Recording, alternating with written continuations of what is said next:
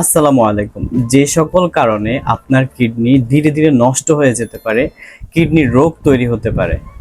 এক নম্বরে হচ্ছে দীর্ঘক্ষণ যদি আপনি প্রস্রাব আটকিয়ে রাখেন, তাহলে এই প্রস্রাবের ব্যাক ফ্লো হয়ে আপনার কিডনি ড্যামেজ হয়ে যেতে পারে। পরবর্তীতে যদি আপনি পর্যাপ্ত পরিমাণ পানি না খান, পানি যদি কম খান, সেটা আপনার কিডনির ক্ষতির কারণ হতে পারে। আপনি যদি অতিরিক্ত পেইন কিলার বা ব্যথানাশক ওষুধ খান, এটা আপনার কিডনির জন্য অত্যন্ত ক্ষতিকারক। অতিরিক্ত কাঁচা লবণ খাওয়া আপনার কিডনির জন্য ক্ষতিকর। অধিক পরিমাণে কোমল পানীয় খাওয়া শরীরের জন্য এবং কিডনির জন্য খুবই ক্ষতিকারক, যেমন কোকা কোলা, সেভেন আপ ইত্যাদি। যাদের ডায়াবেটিস রয়েছে, ডায়াবেটিস নিয়ন্ত্রণে করা উচিত, কারণ ডায়াবেটিস যদি অনিয়ন্ত্রিত থাকে, এটা আস্তে আস্তে আপনার কিডনিকে ড্যামেজ করে দিতে পারে।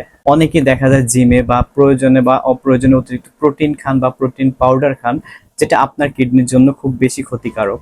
ধূমপান, মদ্যপান কিডনির জন্য খুবই ক্ষতিকারক। ভালো থাকবেন, সুস্থ থাকবেন।